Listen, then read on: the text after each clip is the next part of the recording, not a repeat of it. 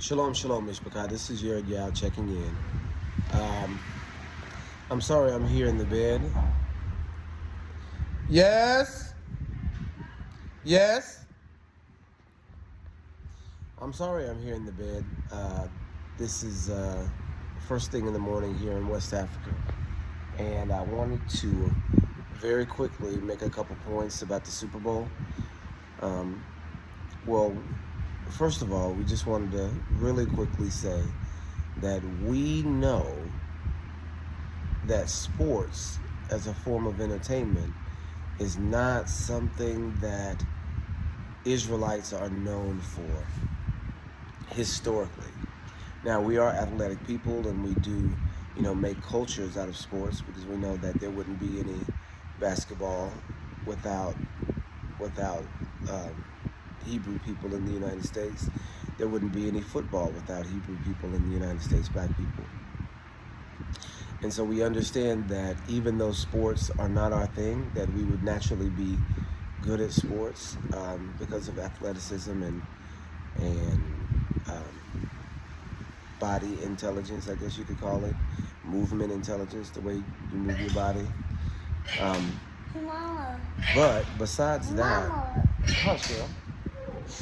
But besides that, we aren't historically known for sports or anything like that. So just getting that out of the way, we don't support any Super Bowl or football or anything like that.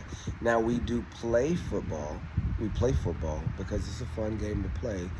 But on a professional level, on a high school or college level, we don't send our kids to play on football teams. We don't support football games with people playing in them. But we do play football, like backyard football, and we watch highlights.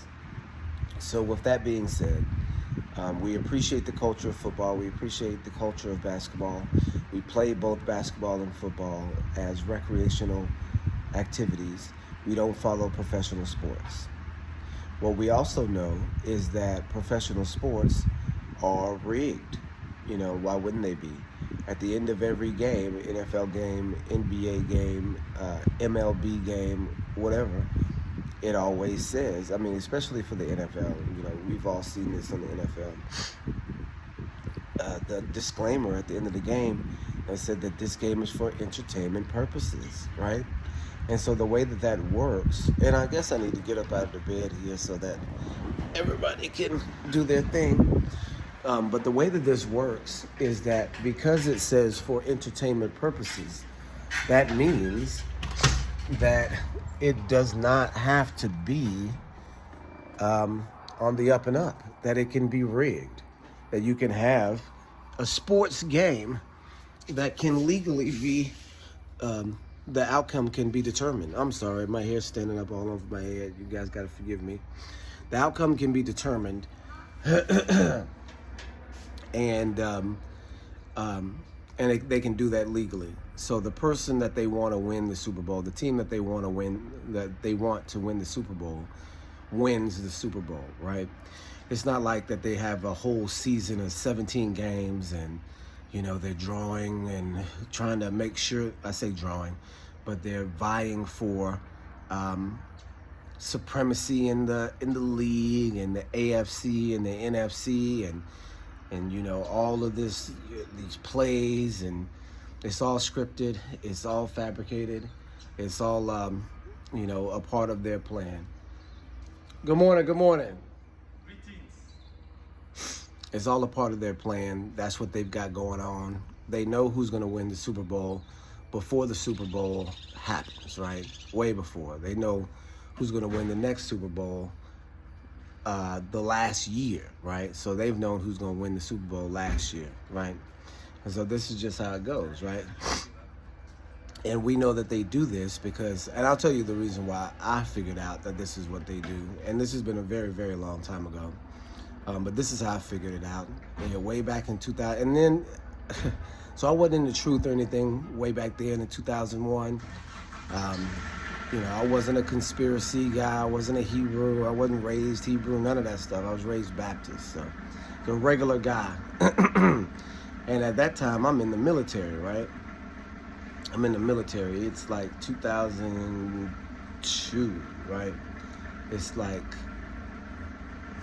yeah, this is like 6 months after 9/11, 5 months after 9/11, right?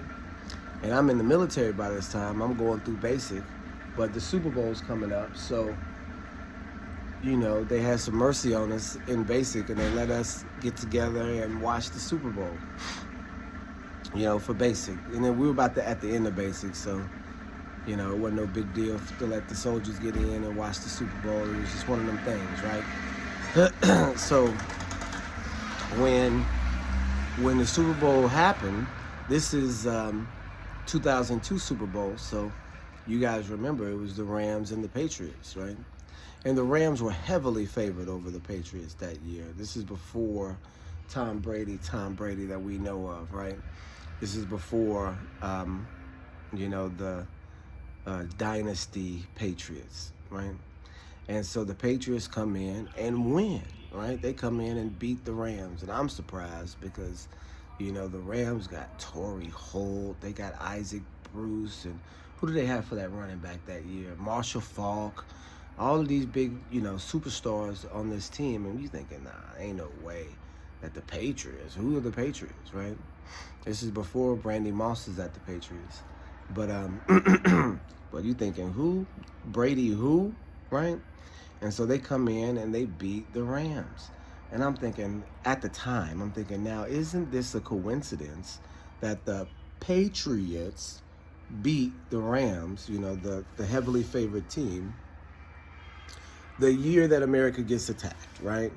And so I think to myself, that can't be a coincidence. That had to have been, they had to have known that was going to be the winner beforehand. And then, me being, given American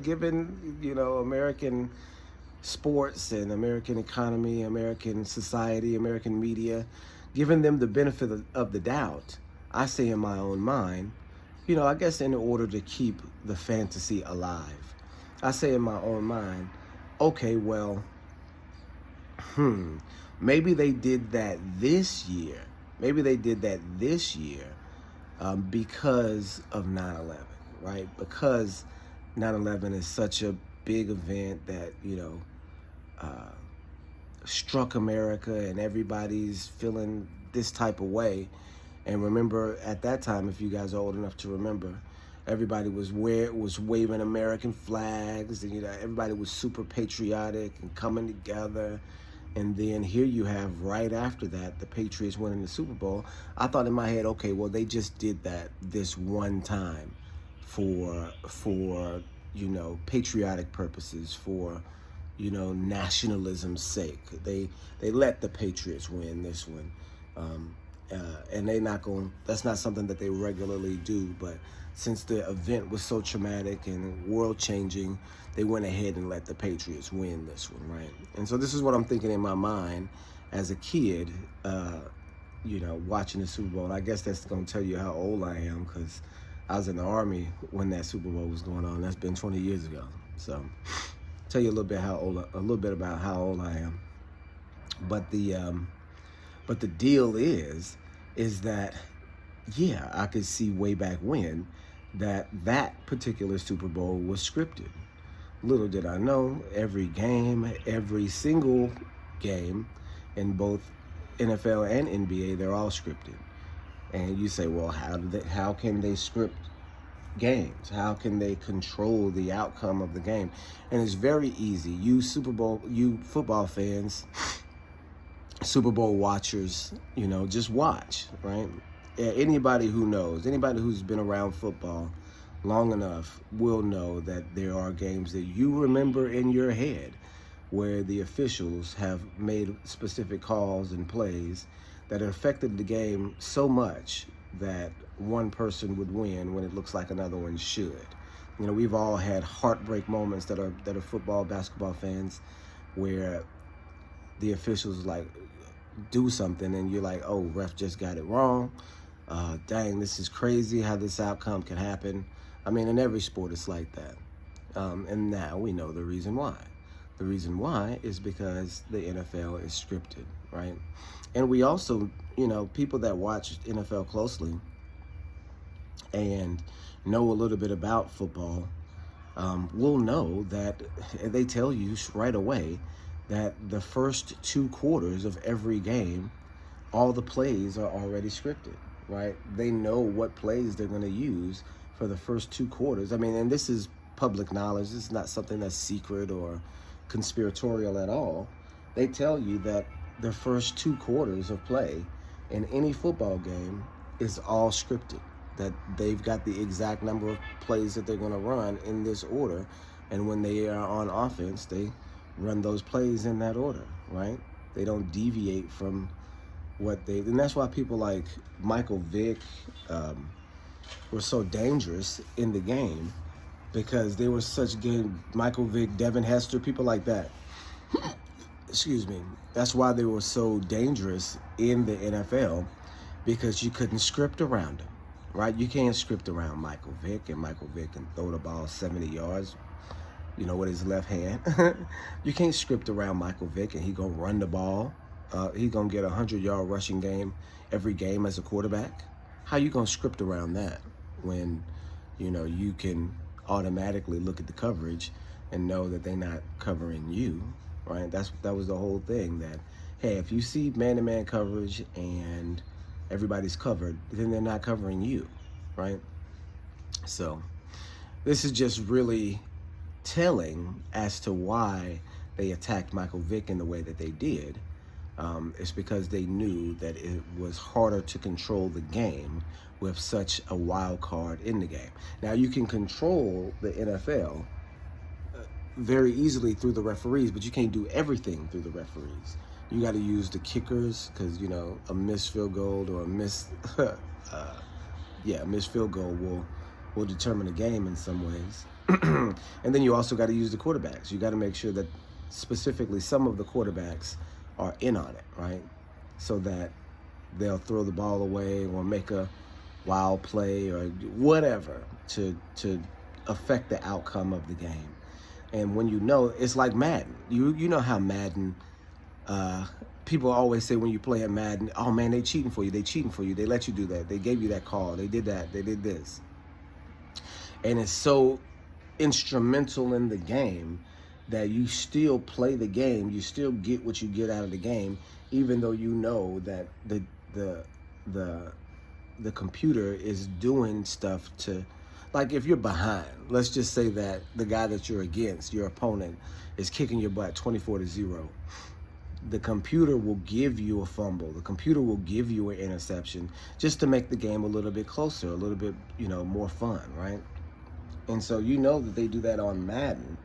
And then you turn around, you can look at it, and they're going to be doing it in real life too. They're going to, have this play so that this interception is made, or have the running back fumble the ball so that, all the ways that you can manipulate a person's experience, they're going to do it, right? And so we see this year, and this is 2024 with this Super Bowl this year, that they've got all sorts of stuff going on for this year's Super Bowl. And it's crazy because the propaganda is getting, and I don't know if it's always been this way, because I hadn't watched football in years now. And now we didn't watch the Super Bowl, but of course we heard about it and what's all going on with it. And now we've been watching with the boys. I've told you guys, we've been watching highlights of, the best football players from my era. Michael Vick and who else we've been looking at? We've been looking at Devin Hester. We've been looking at Vince Young. We've been looking at Donovan McNabb. And, specifically on the black quarterbacks and the black athleticness, so that they can have an understanding without the sport of what contribution, our community gave to the country in this particular way. The athletic contribution and the cultural, creative contribution that football has become. But with that being said, we see professional football for what it is, as a marketing manipulation tool to get people to do certain things, right? We can see the example of that with the Patriots that year winning the Super Bowl. So where was I at? So this year with the Super Bowl, it was specifically egregious the way that they were trying to, manipulate the people. And so what they did this year, I've been noticing, right? And I didn't notice it at first, but this year the Super Bowl has been all about the whole year has been all about white supremacy. And I know that's what I always talk about. Like, white supremacy is my thing.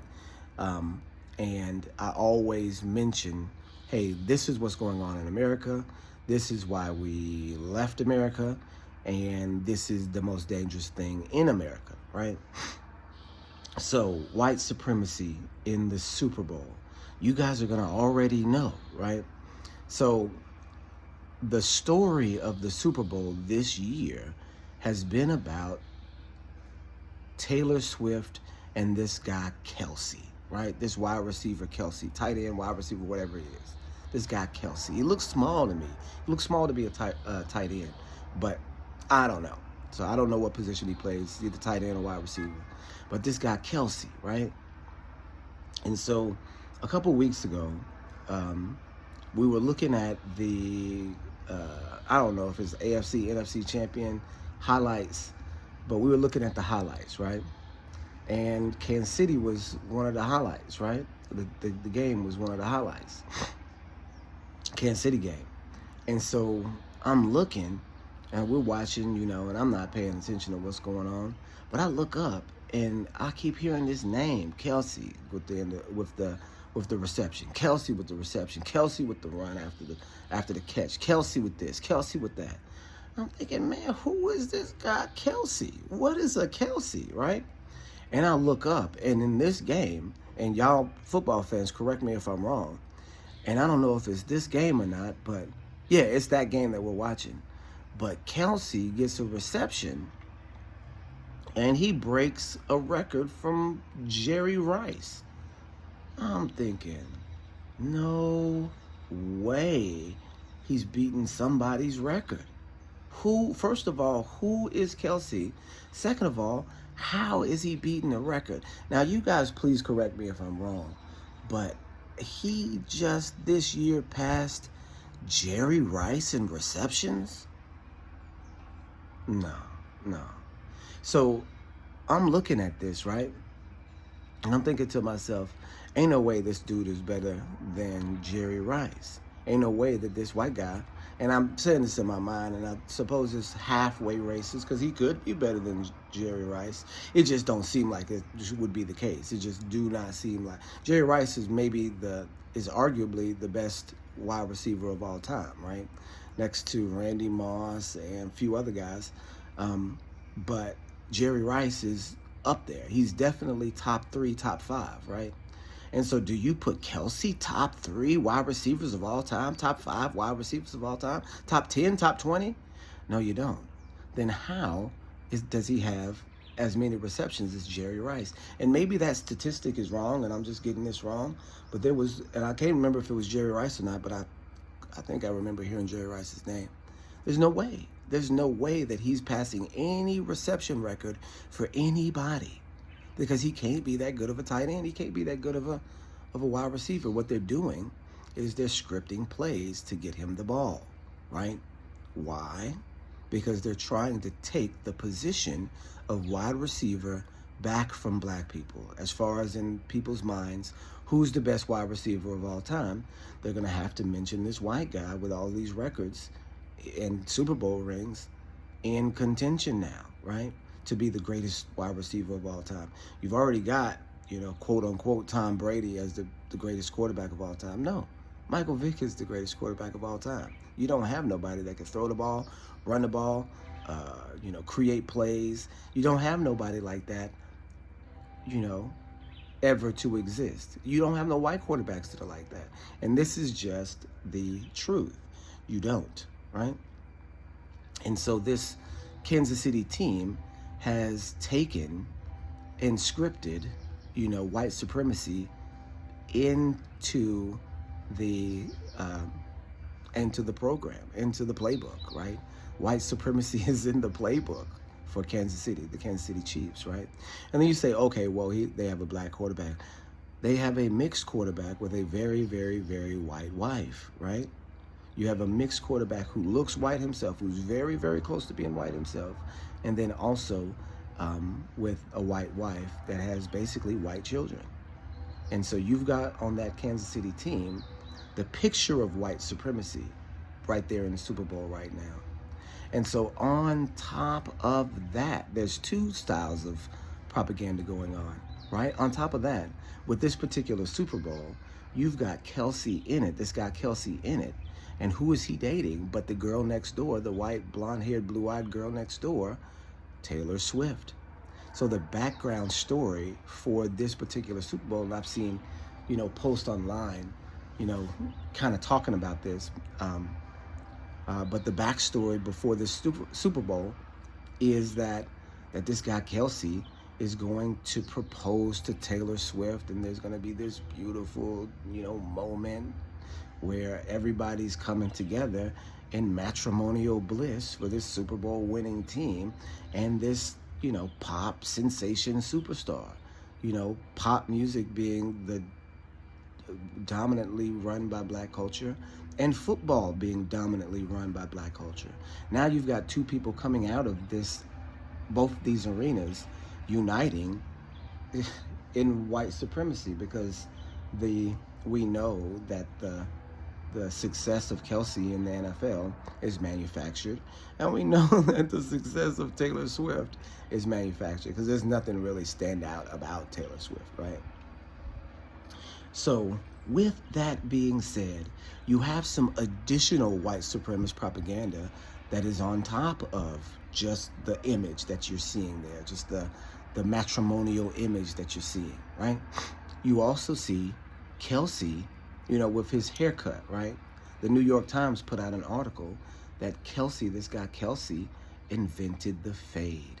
In fact, that they're calling the fade, the ball fade that's been in our community forever, right? I mean, who knows when the ball fade entered into our community? It's before my time. It's before my daddy's time, I'm sure, right?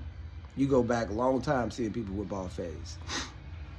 So now the New York Times has put out an article, and this is before the Super Bowl, it's been a few weeks ago, and it caused a bunch of uproar, right? That the ball fade is now called the Kelsey, and that people are going into barbershops and saying, give me the Kelsey. This is a look that he popularized, right?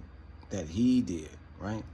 And so this is another, not only is he taking the the position of wide receiver from the black man, he's also taking his haircut and turning it into something that is pop culture, white pop culture, right? It's just really, really, really strange the way that this propaganda is working. Because this is all set up, right? The thing that they said that was the most egregious about this New York Times article is that it comes out right at the beginning of Black History Month, right? Fake Black History Month. They give us the month with the fewest days in it, right? Fake Black History Month has, right at the beginning of it, the New York Times supporting Kelsey as the inventor of the fade and the style of the fade, right? Not only that, you have the Kansas City Chiefs theme song as one of the most popular songs in my generation growing up, Swag Surfing, right? In the club, when I was in the club, whenever that song came on, people, man, I got that swag. We popping down.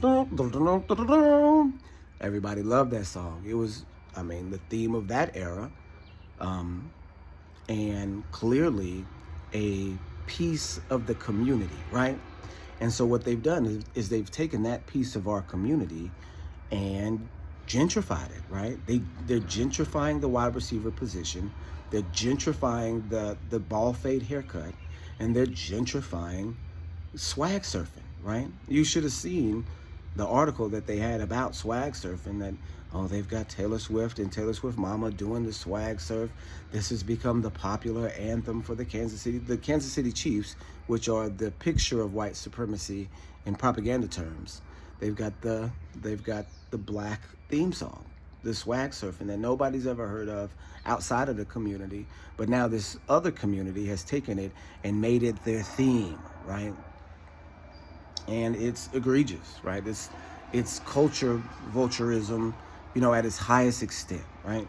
And it's all designed because this is the way that America works. America works by vampirism in the black community, sucking the energy out of the black community, and then mass promoting it in order for people to, be persuaded or affected by this black culture. You're using the black culture to promote white supremacy. That's literally what's going on, right? And it's designed by this company, right? And so what else is going on, right? You've got the white supremacy promotion on one side. You got that going on. What are they doing in the black community, right? Because they're not going to promote white supremacy without, also degrading black culture, right? They're promoting white culture using black culture, but what are they doing to black culture, right? So what's happening, and this is what I've noticed, right? If you'll see that Usher Raymond and Alicia Keys performed the halftime show, right? And Usher's been in the news recently for lots of different stuff, mainly, being around people's girls, right? He came into the news recently with Keke Palmer, with her husband, speaking out saying, "Hey, you was all up on Usher. This, that's not cool. This looks like public cheating, right?" And then everybody's like, "Oh, forget it. These are entertainers. You're being too harsh. You're being too strict. Da da da da da." Right? And so this was the image that now you have of Usher Raymond, kind of, being all up on everybody's girl, right? Or up on Keke Palmer at this point. And so now you've got Usher Raymond in this halftime concert with the married woman Alicia Keys, right? And if you saw the halftime performance, I didn't see the halftime performance, but I saw pictures from it. And I've heard from social media the buzz around it, right? And so the buzz around the halftime performance is that Usher Raymond is messing around with this married woman, like got his hands around her waist and kind of, dancing and have his hands on her pelvis and on her hips and all that, and they dancing together on stage, right? Which is clearly a violation. And people say, "Oh, Swiss gonna be mad, da da da da da." This is the buzz. This is the gossip that you're hearing from the black community about what's going on in the Super Bowl halftime show. And you're thinking to yourself, you've got white supremacy couple, right? Because remember we said that Kelsey was supposed to propose to, this was the rumor that he was going to propose to Taylor Swift at the game, after they win the game or whatever, right?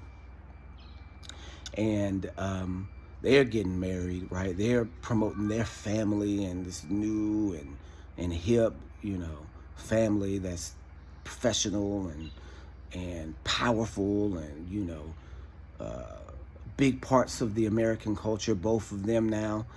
But then you've got, in the black community, you've got Usher Raymond publicly, showing adulterous moves, adulterous vibes towards Alicia Keys. And she's, sitting there enjoying it's looking like an adulterous start. It looks like it's about to be a hookup, right? Because Usher Raymond's dancing provocatively on Alicia Keys, who is, just being danced on and they're both doing their thing publicly, and Alicia is married, right?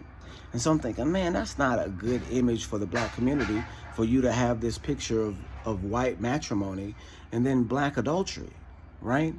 And so I'm thinking, okay, well, that's one thing. And so then it also comes out that during the Super Bowl, Erykah Badu is tweeting, and Erykah Badu, we all know about Erykah Badu. We know that she's a self-proclaimed witch, right? That's what she is. That's what she does. She will not hesitate to tell you that she's a witch, right? Which means she worships the devil, right? And so Erykah Badu is tweeting out, "Oh, this is the time for me to go grab me a soft guy and cheat while my husband or boyfriend or whatever she's got is paying attention to the Super Bowl, right? This is my chance to cheat, right?" This is what she's tweeting out during the Super Bowl. So if you can look to see that the halftime performance, the subtext of the halftime performance and Erykah Badu's tweets are working in conjunction towards adultery and speaking directly to the black community. I mean, Usher Raymond is my age. He, is the top male performer of my generation, right? Usher Raymond is the top male performer of my generation. He's the Chris Brown of my generation. He's the Michael Jackson of my generation, right? I'm a preteen teen when Usher Raymond comes out. Usher Raymond even comes from my city, right? So this is the person who we all are, halfway looking at as our representative for our era, right? The best of our era in terms of R&B, that R&B is concerned. Him probably and R. Kelly, right? Our two guys, right? And we can't claim R. Kelly no more. So Usher Raymond is the only thing that's left, right? And so now he's out here doing adulterous moves, right? And then not with just Alicia Keys, but also with people beforehand. And then now you've got Erykah Badu in the same vein, during the same game, promoting adulterous culture as well, right? So you've got adultery from the black community and matrimony from the white community. And not only that, you've got the white community also stealing from the black community the position of wide receiver, the haircut, and then also the song with swag surfing and all that.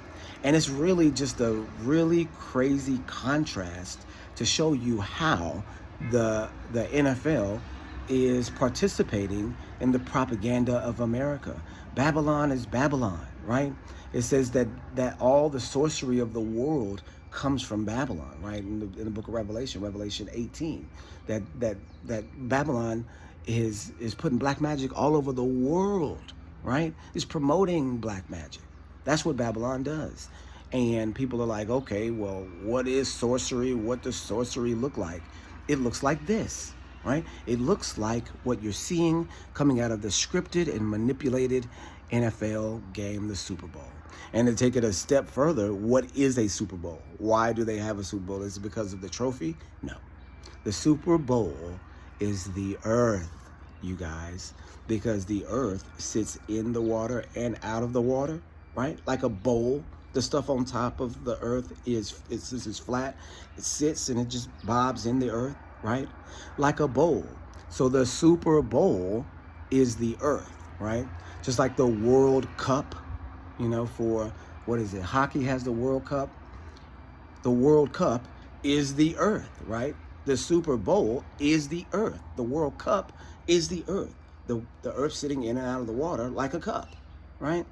This is the style of propaganda that you got going on, right? You play football in the Superdome, right? Then the Sky Dome, right? You guys get what's going on out here? This is the nature of America, that they push black magic in this sense. And you got to know what you're up against, because you're seeing adultery and matrimony in two different lights. You're saying, oh, look at that cute couple. And then also, oh man, Usher out there doing it again.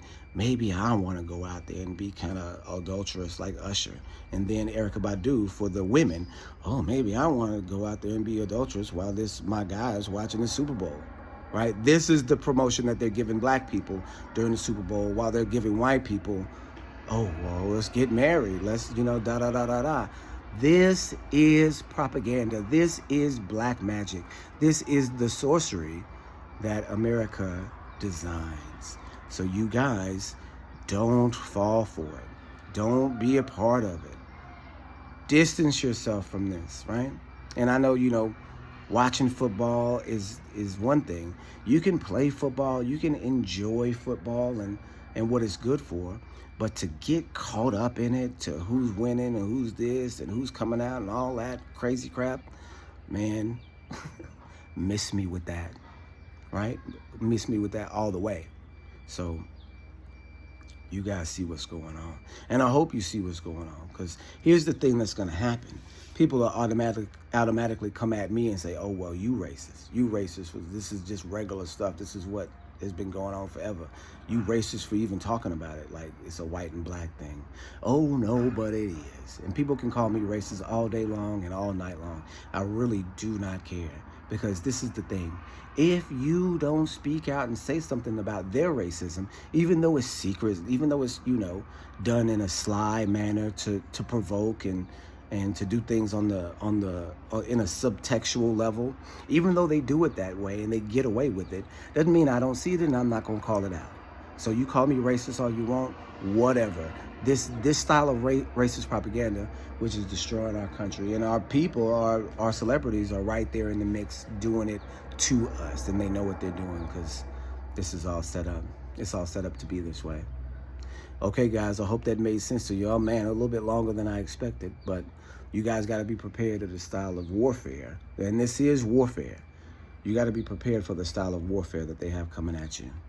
All right? All right, you guys. Shalom, shalom.